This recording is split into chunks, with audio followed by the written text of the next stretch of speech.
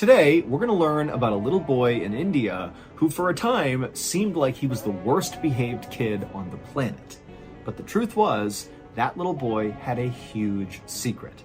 And when his secret got out, it changed everything anyone thought they knew about this boy, and it prompted all these big-time college professors from major universities all around the world to personally fly to India to investigate this kid's claims, because the implications of what he was saying were massive. But before we get into that story, if you're a fan of the strange, dark, and mysterious delivered in story format, then you've come to the right place, because that's all we do, and we upload once a week. So, if that's of interest to you, please replace the like button's roll-on deodorant ball with a single clove of garlic.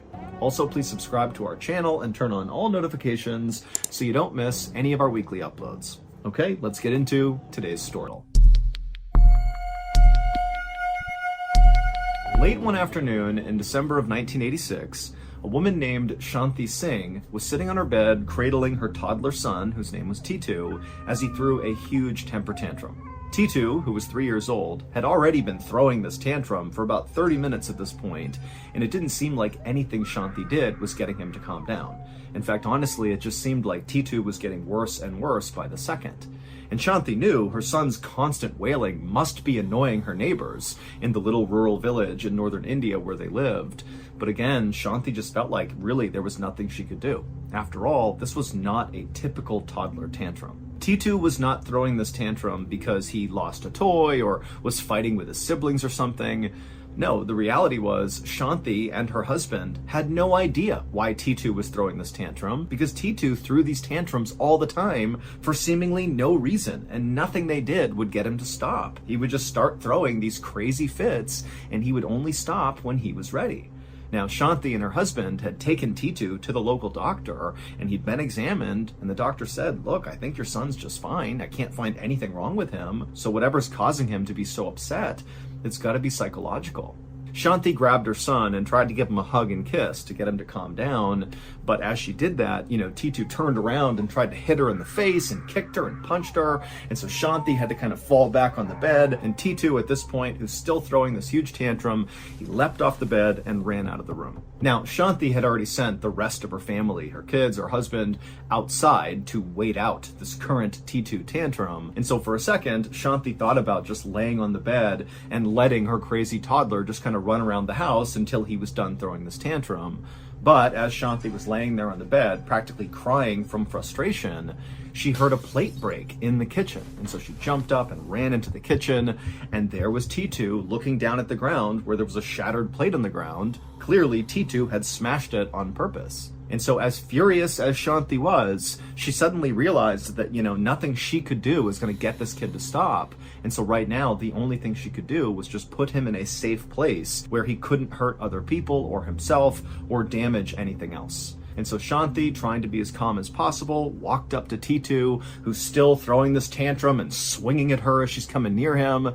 And she grabbed him, she turned him around so he couldn't kick her or punch her. She put him into his room and then shut the door. And then she sat down in the hallway with her back up against the door to keep it shut. And then as Titu inside the room began banging on the door and trying to open it, Shanti's sitting there anchoring the door, and she's just praying that her son's gonna calm down soon. And then at some point, Shanti heard her son start to say something that typically signaled the end of a tantrum. Titu in the bedroom began saying the word Shirsh Verma, which actually was a nonsense word that Shanti and her husband and the other kids had no idea what it meant.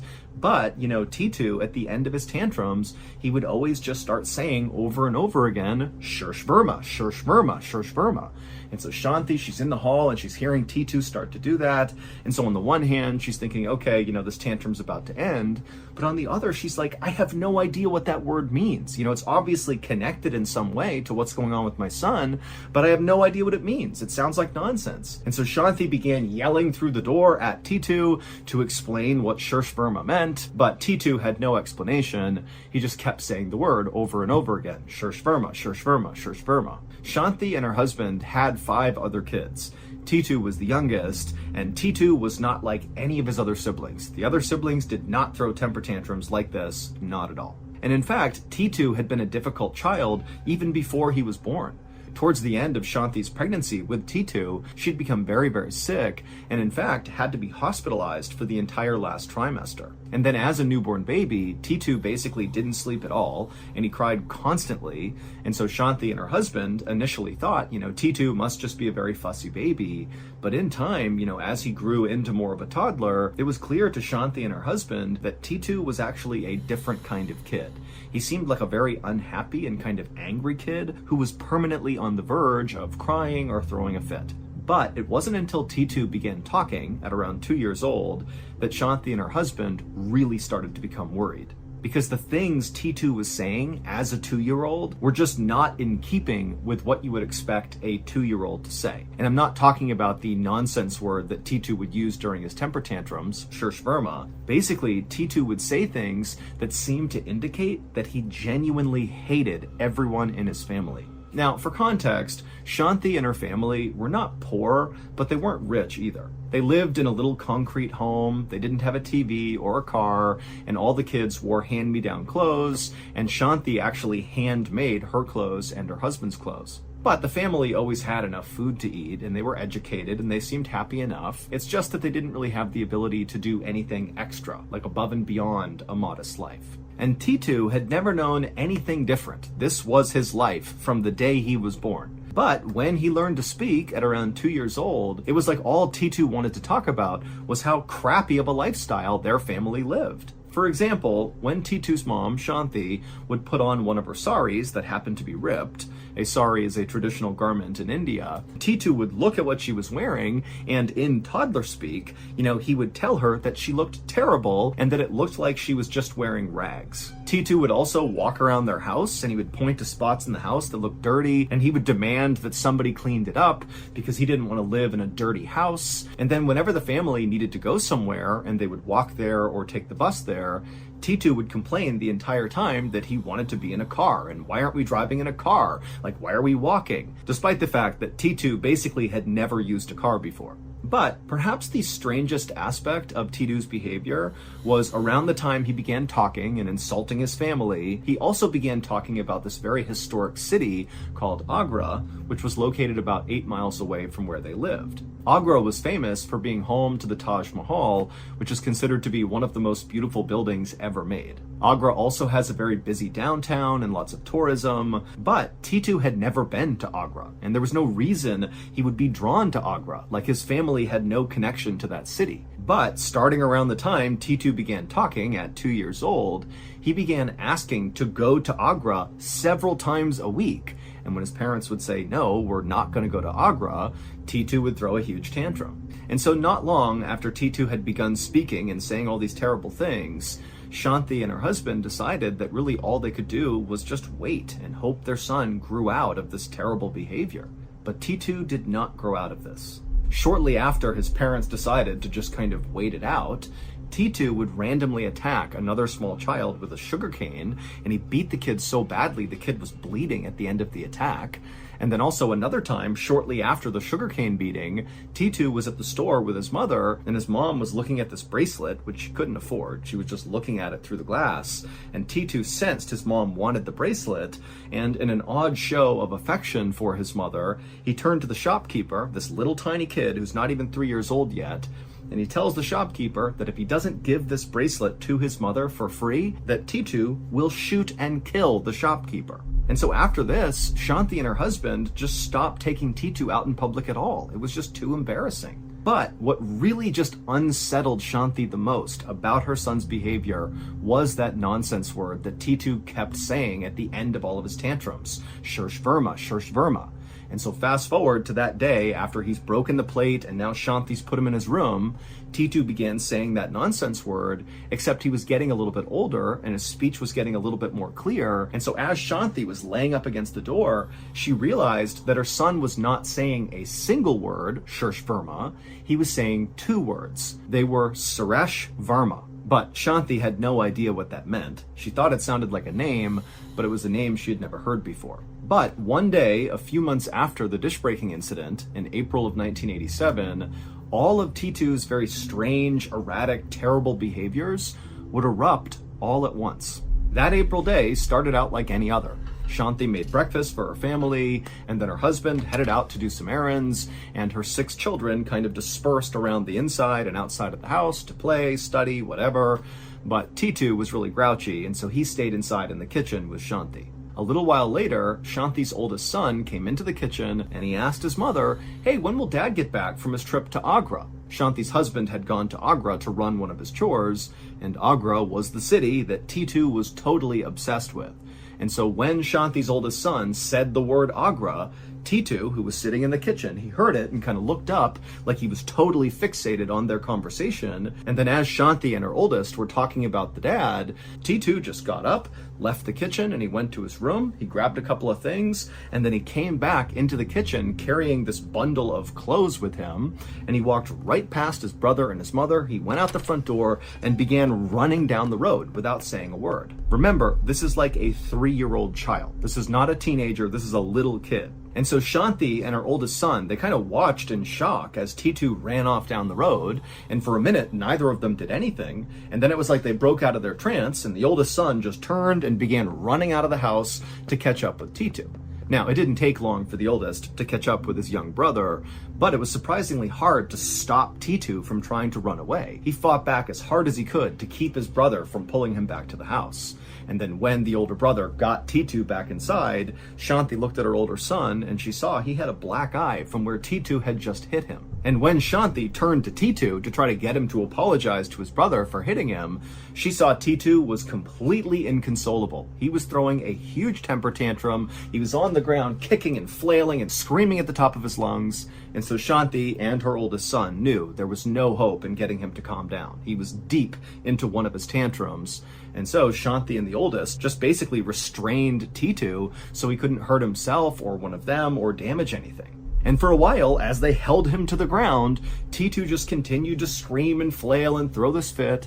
But eventually he did kind of calm down and he began saying Suresh Verma over and over again. But then he began talking about something that he really hadn't brought up before that stood out to Shanti and her oldest son.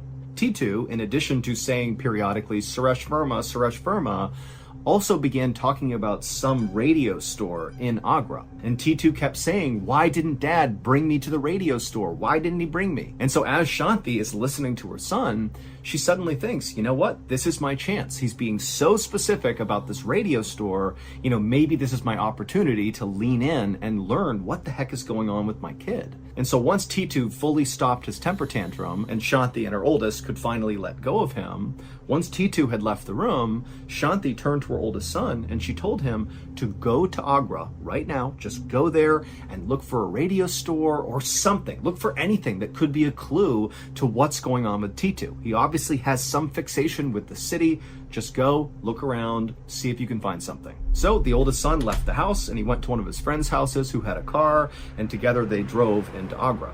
Now, Shanti had no idea if her oldest son's trip to Agra would produce anything useful, but she figured, she's got nothing to lose. A few hours later, when Shanti's oldest son returned from Agra, he came into their home with a very serious look on his face. And right away, Shanti could tell, clearly, he's discovered something. And so Shanti asked her oldest son, tell me, what did you learn? What happened in Agra? And the oldest son, he looked down for a second, and then he looked back at his mom and he just said, "Tomorrow, we're going to have visitors."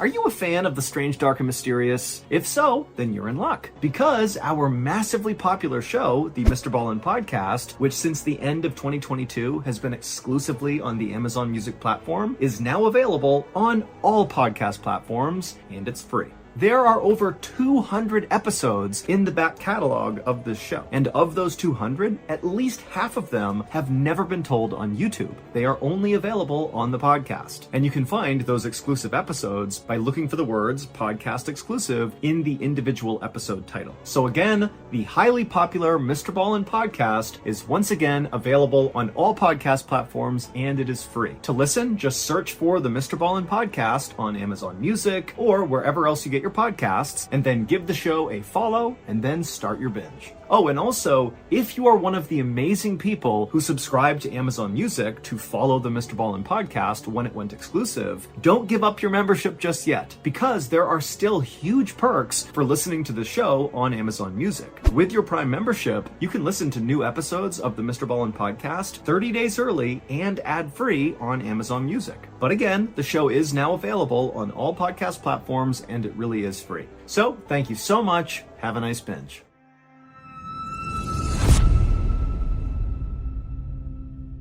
The next day, a car pulled up in front of Shanti's home, and 6 people climbed out. There was a woman wearing a beautiful red sari who appeared to be in her 30s, and then there were 3 other men who also appeared to be in their 30s, and they were all wearing suits and jackets. And there was also an older couple, a man and a woman, and the man was wearing this beautiful sweater, and the woman had on all this silk. It was clear, just from the way they looked, that these 6 people were not from this area. They were from somewhere else, and they had a ton of money. Now, Shanti was inside the house, and she was watching this group arrive, but she did not go outside to greet them. She, her husband, and all of her kids, minus T2, had decided the night before, when they knew these visitors were going to arrive, that they wouldn't go out and talk to them. Instead, they would just allow T2 to basically make first contact with these people and see what happens. So when Shanti saw this group of 6 very well-off people were standing right outside of their gate, kind of waiting to be let in, she called for T2 and said, "Hey, go outside and open the gate for our guests." And so T2, who was not throwing a fit at this point, he came running through the house and he went to the door. He's not looked outside yet. He opens up the door and he runs outside and he sees these 6 people on the other side of the gate. And suddenly Shanti heard T2 make a sound that he never made. It was like the sound of pure joy. He was so elated to see these 6 people. Shanti couldn't believe it. For a second, Shanti closed her eyes and almost started crying, because she knew, even before T2 had made that joyous sound when he saw these people, they were about to solve the mystery of what was going on with her son. Just then, Shanti heard T2 from outside yelling for Shanti and the rest of his family to come outside and meet his other family.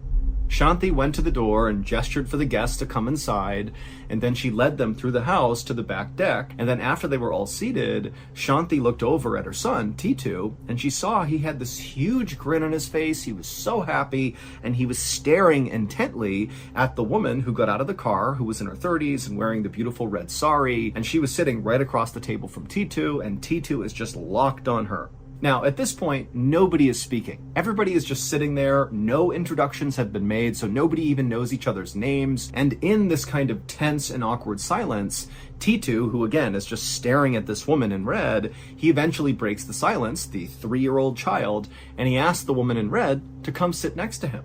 And so the woman in the red sari, she does what he asks and moves over and sits next to the toddler. And then T2 looked up at her and he smiled and he said, "Do you know who I am?" And the woman, she's looking down at him and she said, "No, I don't." And T2 would look back up at her and he would say, "I know who you are.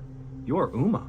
And at this, the woman in red, whose name really was Uma, she gasped. She had no idea how this kid knew who she was. But before she could even say anything, T2 continued. And he said to her, "Hey, do you remember when we went to the fair with Ranu and Sanu and I bought you those sweets?" And at this, the woman in the red sari, Uma, she had this new look come over her face. Instead of looking like she was just kind of shocked and appalled that this random kid knew who she was, now it was like a look of shocked recognition as she's looking down at T2, like she suddenly understood what was actually going on. And at the same time, T2's mother, Shanti, was watching this happen, and she was kind of piecing together what was really going on here, and suddenly she realized she needed to check something. And she got up and she ran out of the room and she came back with scissors. And without saying anything, Shanti went straight to T2, she pushed his head to the side, exposing his right ear, and she used those scissors and began cutting all the hair off his head that was kind of drooped over his right ear, kind of exposing the right side of his skull. And as the hair on T2's head fell to the ground, exposing more and more of the right side of his head, all the adults watching just gasped. And the whole time, T2 was just smiling. To understand what just happened out on that back porch between these random people and Shanti and her family, you need some context. So here's what happened when Shanti's oldest son was sent to Agra to go investigate and look for clues that could explain what was going on with T2.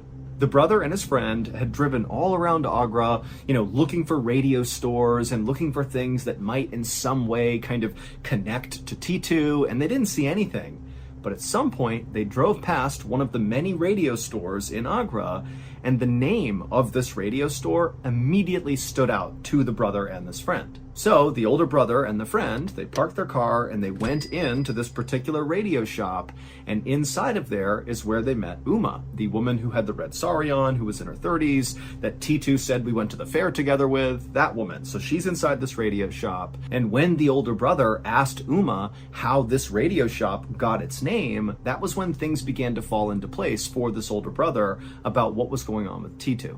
Uma would tell the older brother that this radio shop actually belonged to her husband, except 3.5 years ago, he was murdered. He was shot and killed, and so she had been running the shop ever since. And Uma said she had considered changing the name of the shop, since taking it over, but she just couldn't bring herself to change it because the shop's name was actually based on her husband's name. The name of the shop was Suresh Radio Shop. Her husband's name was Suresh Verma, the two words that T2 would say all the time at the end of his tantrums. Suresh Verma, Suresh Verma.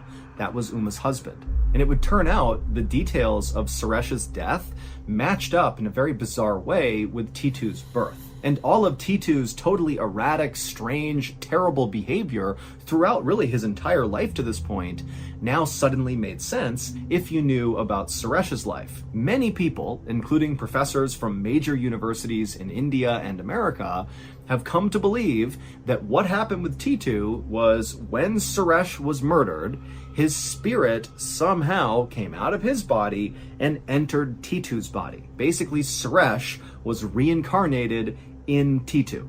This reincarnation theory would explain why T2 was always saying Suresh Verma, because in theory that was his real name. That's the guy who died, who then his spirit transitioned to T2, so he's saying his name over and over again. And then also T2's obsession with Agra would make sense, because that's where Suresh's radio shop was and where he lived. Also, the reincarnation theory would explain why T2 was so critical of Shanti and the rest of his family's lifestyle, basically accusing them of being poor and kind of living below his station. Well, Suresh's family was very, very wealthy, and so that was the lifestyle Suresh had lived. And so if his spirit was now in T2's body, he might be at odds with their lifestyle. And lastly, the reincarnation theory would explain the two very unique and very pronounced birthmarks that T2 had right next to his right ear. He had one right above his right ear and right below it. Now, these were birthmarks that Shanti was well aware of, but after she learned about how Suresh Verma was killed,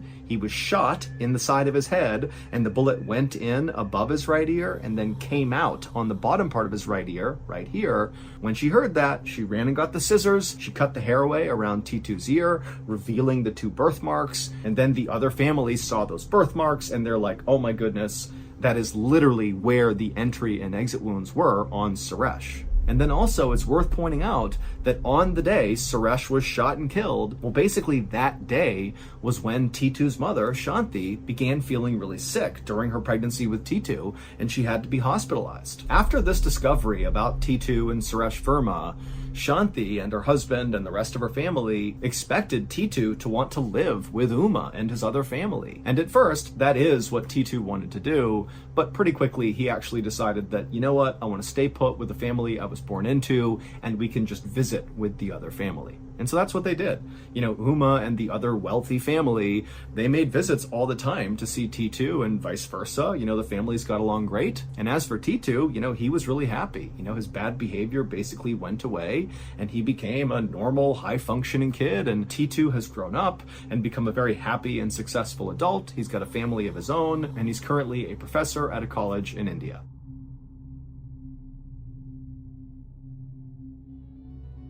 In the very early morning hours of December 26, 1980, Airman Steve Longaro was on a foot patrol at the Royal Air Force Base near Rendlesham Forest in the UK. And as Longaro walked along, suddenly this alarm sounded across the base. And based on the sound of this alarm, Longaro knew this was not a drill. And so instinctively he turned and began sprinting towards his assigned firing position right along the perimeter of the base. And as Longaro ran towards his position, he looked around him and he saw hundreds of other soldiers doing the exact same thing. But once Longaro actually reached his firing position and looked out, looking for the threat that's coming into the base, he realized he didn't see anything. But then when he turned to look at his colleagues to ask them, what's going on here, he noticed everybody else was not even looking outside the base. They were kind of looking off to the side towards Rendlesham Forest, because there was something out there kind of hovering in the trees that was casting this very eerie red light over everything. And this was just the beginning of what would go on to be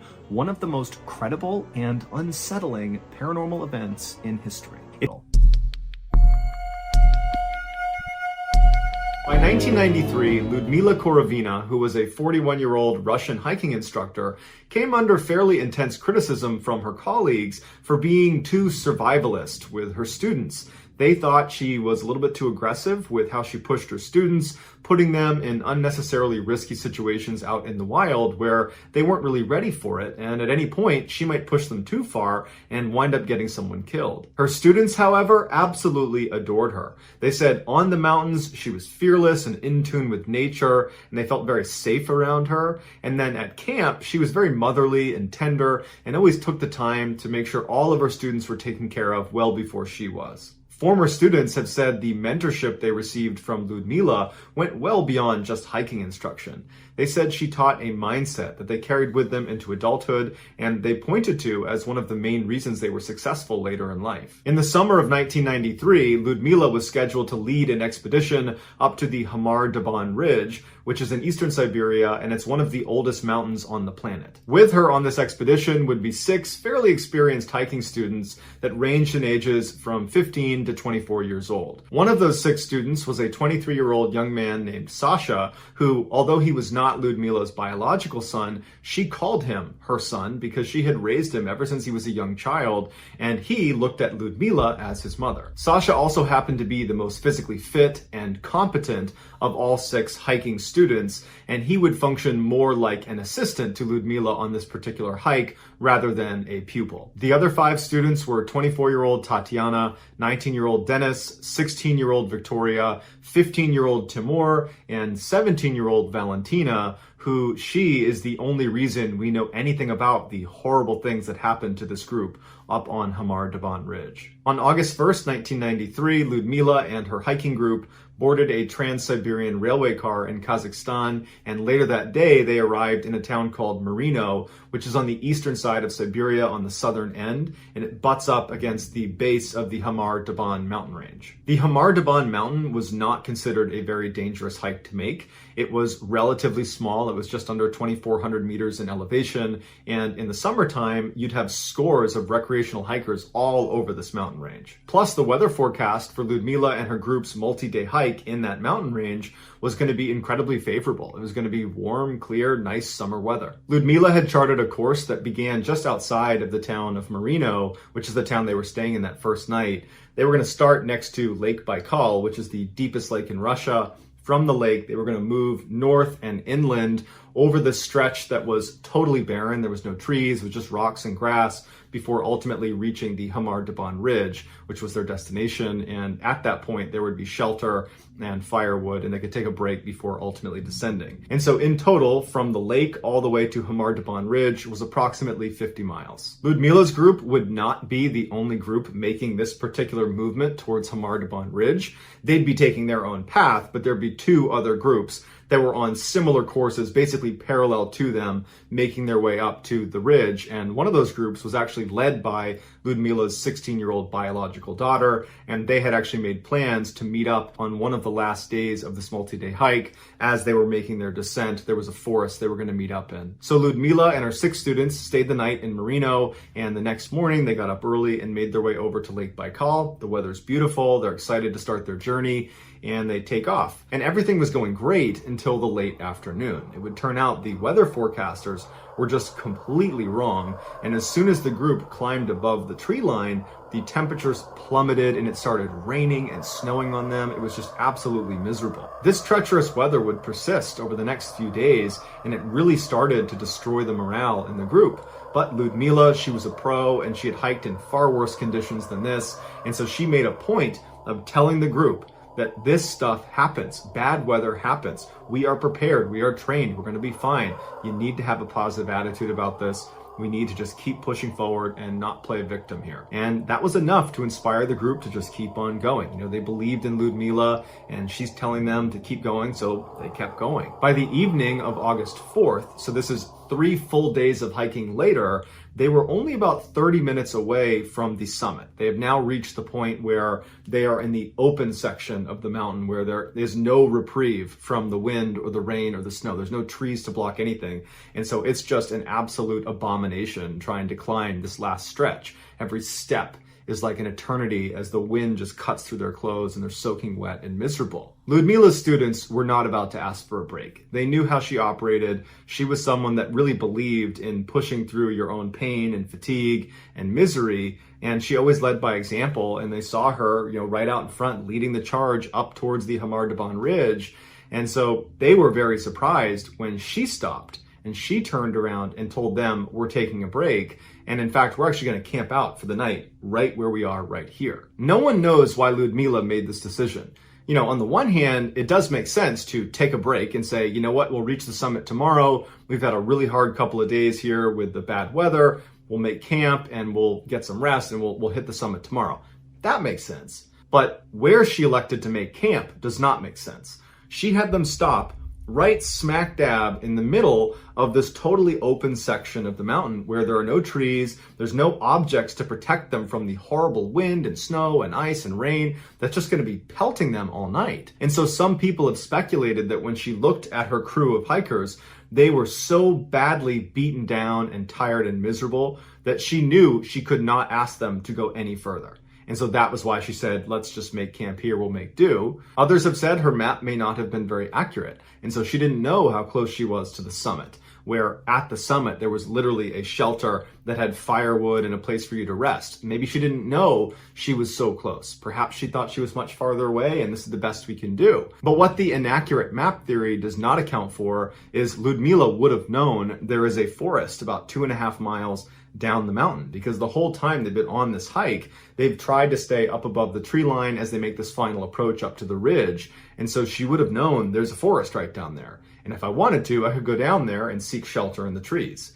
And so for whatever reason, she decided that we can't go down to the forest, we got to stay here. And so perhaps that lends more credibility to the idea that the group was far more beaten down than maybe we even realize. And she thought they can't make the 2.5 mile journey. We're going to have to just make camp here and make do. But regardless of her reasoning, they did make camp right in the middle of this open section. They set up 2 wet, crappy tents, and they used their little kerosene stoves to make a tiny meal. And then they all crammed inside of these 2 tents and huddled as the wind howled outside. That night, the storm got much worse. The wind picked up, and again, they're totally exposed on this open section of the mountain. And so they're just getting destroyed by this wind. And at about 2 a.m., the wind actually broke the ropes that were holding the tents down, and they had to go outside and retie them, and they were able to do that. And then a couple hours later, at about 4 a.m., the wind actually lifted up the section of the tent that was facing where the wind was blowing, and it pulled the tent up in such a way that water rushed into the tent and soaked their sleeping bags. And they were able to go outside and they put the stakes back down in the ground, but you know, they were sleeping in wet sleeping bags in the middle of this mountain in the middle of a storm. So this is getting quite dangerous at this point. But they were able to eventually fall asleep, and at about 10 a.m. the next morning, Ludmila gets up and looks outside, and she can see that everything is frozen, that it's snowed and the temperatures have dropped again, and everything is just snow and ice. And she knows that, you know, we're actually reaching very dangerous hypothermia territory, and if we don't warm up soon, this could be life-threatening. And so she woke everybody up and she said, we need to go down into that forest and we need to start a fire as soon as possible. And so everybody said, all right, they got up, they started packing up their things, rolled up their tents, and they began walking down the mountain in a line. Although this was not intended, when Ludmila had said, we will reach the summit tomorrow, that had delayed their schedule. And it meant they were not going to be able to meet up with her daughter the next day. But now in the morning, when they're deciding basically to abandon the summit and turn around and head down again, they were now back on schedule to meet up with her daughter down in the forest. However, her daughter said she was at the rendezvous point in the forest and Ludmila and the 6 other hikers never showed. 4 days later, on August 9th, a group of Ukrainian kayakers were making their way down this river in southern Siberia, and they were passing by the Mrballen mountain range. And so as they're kind of slowly moving their way down, it's this beautiful morning, and they're looking up at the mountains all around them, the leader of this group happens to see something move on his left side. There's a forest right up against the left side of this river, and he turns his head and he has to do a double take because there is this girl who's standing there at the edge of the forest looking out at them totally expressionless, and she's covered in blood, and she's not doing anything, she's just standing there. And at first, he actually thought, like, we need to leave. His first thought was, we need to just get away from this person. There's something wrong with this person. But very quickly, the group realized, like, we cannot abandon this girl. This is a young girl who should not be out here. I don't know what she's doing out here. And so they turned around and they went on shore and they yelled to her. They said, are you okay? And she just stood there not reacting. And they tried a couple more times to say, hey, we're not going to hurt you. We just want to know what's going on. And she didn't say a word. She just stood there in shock. She looked very scared. They finally got up right next to her and they asked her, what are you so scared of? Where are you coming from? And they just could not get her to speak. But they're up close looking at her, and she's got blood all over her. She looks dirty. She looks like she might be sick. And so they decide that, this girl needs help, and they had blankets. And so they threw blankets over her. They put her in one of the kayaks and they brought her back to town. Once in town, the Ukrainian kayakers went and got authorities and said, hey, we found this girl. She was covered in blood walking out of the forest. We have no idea what's going on with her. And so authorities came over to speak to her. And although she barely spoke, she would finally say that she was 17 years old. Her name was Valentina Yotachenko, and that she had been a part of a 7-person hiking group up along the Mrballen Ridge.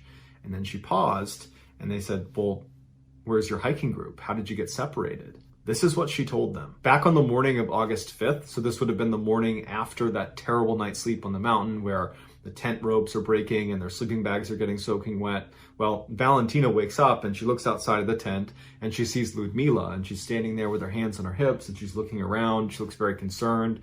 Valentina goes out there and Ludmila turns to her and says, we need to leave. We need to go down to the forest and we need to make a fire. Can you help me wake everybody up and start having them pack up their stuff so we can get moving?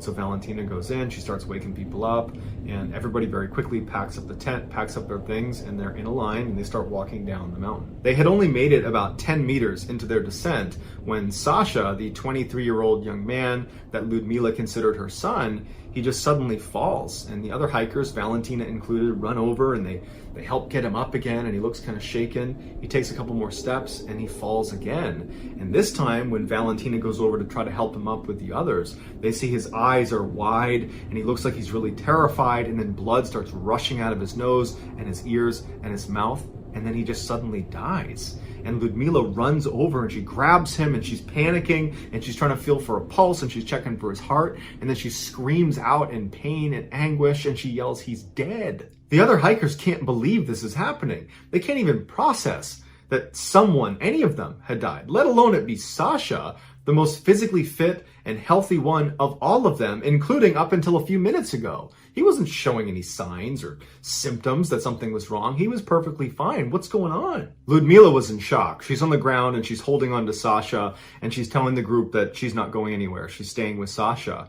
And Valentina would say the group is just falling apart at this point. You have some of them that are crying, others who are just standing there looking around like, what's happening to us right now? And at some point, Ludmila collects herself and she says to the group, go down to the forest. Go down to the forest and start a fire. And Valentina said they didn't want to leave her and they were pleading with her to let them stay. And she said, no, go down to the forest and start a fire. And finally, Valentina said the group would. They'd get together and they'd turn around, and not really knowing what was going to happen next, they just begin walking down this mountain, and they only get a few steps before they hear Ludmila yell out to come back. She's saying, I can't move. And they turn around and Valentina was towards the front of the returning group as they're going back up the mountain back to Ludmila. And she's now bleeding out of her nose and her ears and her mouth. And she's heaving like something's going on inside of her. And then all of a sudden she keels over on top of Sasha and she dies right in front of them. And now the group is in hysterics, and Valentina's in the front and she can't see anybody else. And then she turns around and she can't believe what she's seeing to her side. Now everybody else is bleeding from their nose and their ears and their mouth, and some of them are frothing from the mouth. Valentina reached for her mouth and her ears and her nose to look for blood, and there wasn't any. And then she turned and she saw 16-year-old Victoria and 24-year-old Tatiana suddenly fall to the ground, just like Sasha had, except they weren't just laying there. They began rolling around and ripping their clothes off and clutching at their throats, and they're frothing at the mouth. And so Valentina reaches down to try to help Victoria, the 16-year-old, and Victoria bites her on the hand, and she pulls her hand back, and then Victoria curls into a ball and then goes still. And then Tatiana begins hitting her head on a rock over and over and over again until she goes still. At this point, Valentina is in pure survival mode, and so she looks at the other two, which was 15-year-old Timur and 19-year-old Dennis. Everybody else is down on the ground at this point. And she sees Dennis is moving behind a rock, and he looks like he's not acting as erratic as everybody else. And so she starts making her way over to Dennis to see if he's going to be okay. And on the way, she sees 15-year-old Timur fall to the ground, and he's suddenly lying there still. And so she believes he's dead too. She gets over to Dennis, and he's bleeding profusely from all of his orifices in his head, but he's talking to her, and he's saying, okay, you need to go back to your bag, get out whatever you can that is essential, ditch the rest, and run down to the forest, and I'll meet you down there. And so Valentina says, okay. She makes her way up to her bag. She gets her sleeping bag and a couple other small items, and when she turns around to go back to Dennis, she sees that he's now slouched over his backpack, and now the blood is just pouring out of his head, and she can tell that almost certainly he's dead as well. And so not only is she all alone, she's now totally traumatized and believes whatever has happened to them is going to happen to her. And so she runs down the mountain and she goes into the forest, and she gets underneath this rock overhang. She puts her sleeping bag down, she crawls inside, and she drifts in and out of consciousness for the rest of the day. And then that night, she's still laying there, and the storm picked up dramatically, and she could hear all night these huge trees all over the mountain falling and slamming all around her. And so she's thinking, if I don't die from whatever killed my friends, I'm going to get hit by one of these trees. But she manages to get through the night. The next morning, the storm had cleared, and so Valentina gets up, and she's thinking to herself, maybe by some miracle, one of them is still alive. And so she climbs back up the mountain to where they were, and she finds all of them still laying exactly where they were when she left them, all motionless, all deceased. And so she decides to go one by one and close each of their eyelids.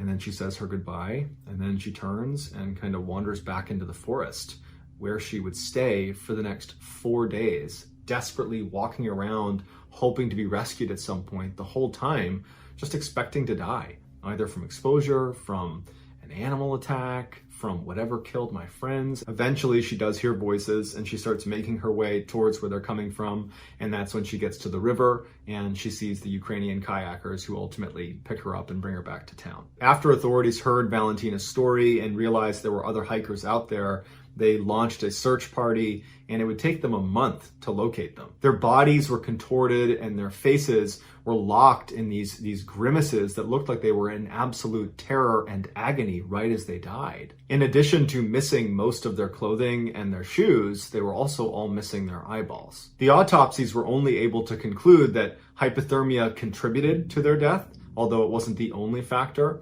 as well as a protein deficiency, despite the fact that they had all eaten well over the course of their trip, and that all of their lungs were very bruised, but they didn't know what that was from. But nothing the autopsy concluded could reconcile what Valentina said she saw happen, which was a sudden, violent death of 6 healthy people with no signs and symptoms leading up. Suddenly, they are bleeding out of every orifice, and they're falling to the ground, tearing their clothes off, grabbing at their throats, frothing at the mouth, and then dying. And whatever happened to them, why didn't it happen to Valentina? To this day, we don't really have a good answer why that happened, and the case is closed. It was ruled they mostly died of hypothermia, and it was an accident, and that's that.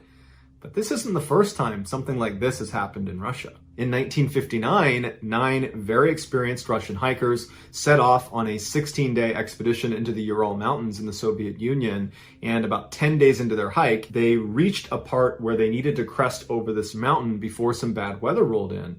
And they started moving up this mountain, which would be renamed the Dyatlov Pass after the leader of this group. His name is Dyatlov. They started making their way up the Dyatlov Pass, and they were going too slowly, and the weather was coming in too quickly. And so they had to make a critical decision: stay put, but be in this totally exposed, open mountain face, much like the Mrballen situation where they were up on that open mountain face, either hunker down there and get ruined by weather. And the weather was a lot worse for the Dyatlov Pass group. It was, sub-zero temperatures and just snowing ruthlessly. Or they could go down and give up ground and go down to the forest at the base of this mountain where you'd be sheltered from the storm with some trees. And so these hikers who might be a little bit overconfident in their ability decide to stick it out right on this mountain face. And over the course of that night, at some point, they cut open their tent with a knife from the inside and ran out into sub-zero temperatures, most of them not wearing shoes, not wearing jackets, not wearing pants. They're basically in underwear. And they calmly walked down the mountain, all the way down to the forest.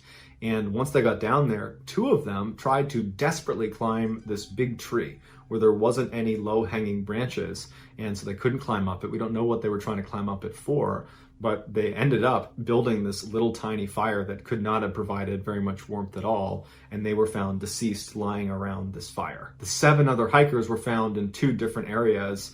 One that appeared to go down to that tree where those 2 were, but then doubled back and tried to get up to the campsite, but didn't make it and fell to the ground and died there.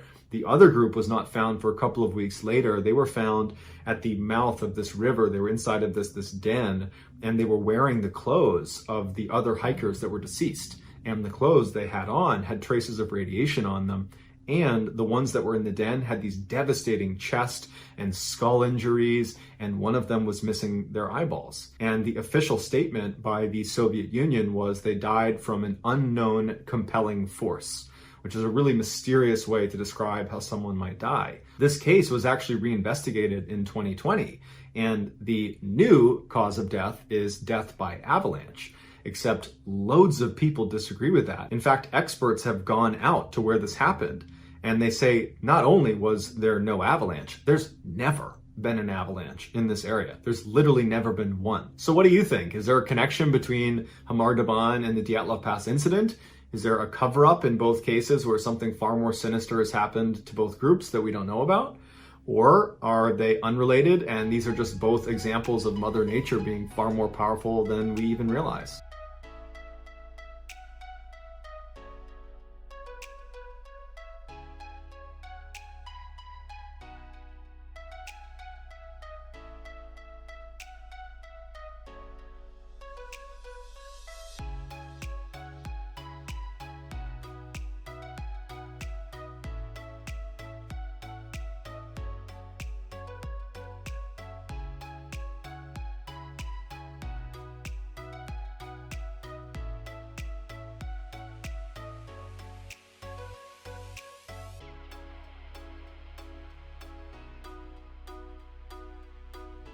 So that's going to do it, guys. I hope you enjoyed today's story. If you caught today's secret in the video, please let us know in the comment section what it is and where you found it. So give us the timestamp. And if you're the first to do that, we'll pin you at the top of the comment section. If you enjoyed today's story and you haven't done this already, please send the like button out on a blind date with Karen at a restaurant that is below perfect service and does not have a manager on call that night. Also, please subscribe to this channel and turn on all notifications so you don't miss any of our weekly 3, 4, even 5 video uploads. If you want to get in touch with me, you can direct message me on Instagram or on Twitter. My username for both platforms is the same. It's just JohnBallen416. I also have a ton of content over on TikTok where my username is Mrballen.